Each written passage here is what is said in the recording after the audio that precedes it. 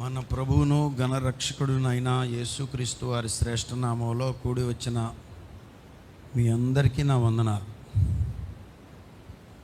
హల్లెలూయా, ఆమేన్. మీకందరికీ నూతన సంవత్సర శుభాకాంక్షలు. హల్లెలూయా. చెప్పండి, ఏంటది? శుభాకాంక్షలు, గ్రీటింగ్స్. గడిచిన సంవత్సరం అంతా 2025 ప్రతిరోజు, ప్రతి నెల, ప్రతి వారం ప్రభువు మనల్ని తన రెక్కల క్రింద భద్రపరిచి ఈ 2026వ సంవత్సరంలోనికి ప్రభువు నడిపిస్తున్నందులకై మనం ఆయనకు కృతజ్ఞులమై ఉన్నాం. హల్లెలూయా. ఇది కేవలము ఉచితమైన కృప. దేనికదే.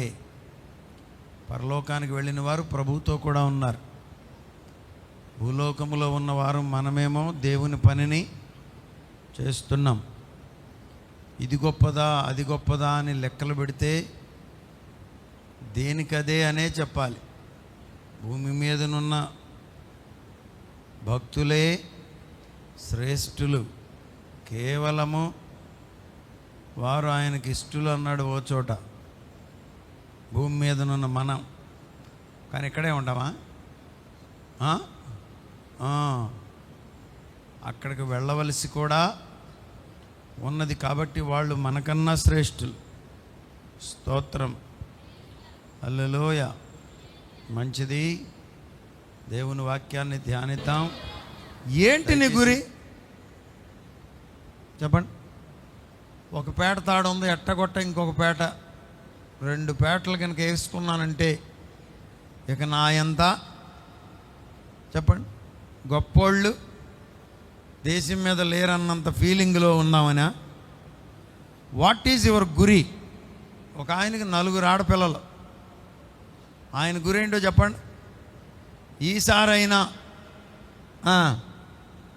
మగపిల్లోడు పుట్టడా ఎట్టయినా అది ఆయన గురి. నీ గురేంటి?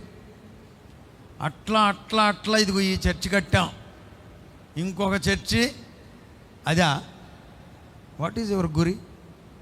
అసలు మనకు గురి ఉందా? చాలామంది ఈ దినాల్లో గురి లేదు. ఊరినే ఏదో తింటున్నారు, తాగుతున్నారు, బతుకుతున్నారు, చచ్చిపోతున్నారు, అంతే.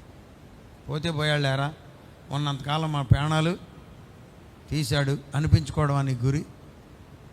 ఏంటి అసలు నీ గురి? రాత్రి సుమియోనుకు ఒక గురి ఉందంట. అదేంటి? ఇజ్రాయేలీలు ఆదరింపబడేటంత వరకు నేను వెళ్ళను, అది నేను చూసే వెళ్ళాలి. ఈ రాత్రి మనం కూడా ఒక గురిని కలిగి ఉండాలి. స్తోత్రం. హల్లెలూయా. ఈ రాత్రి మనం కూడా దేవుని పనిలో మనకు గురి ఉండాలి. ప్రభువా, దైవ చిత్తానుసారమైన గురి నీకుంటే చెప్పండి. ఇవన్నీ ఎనదగినవి కావు.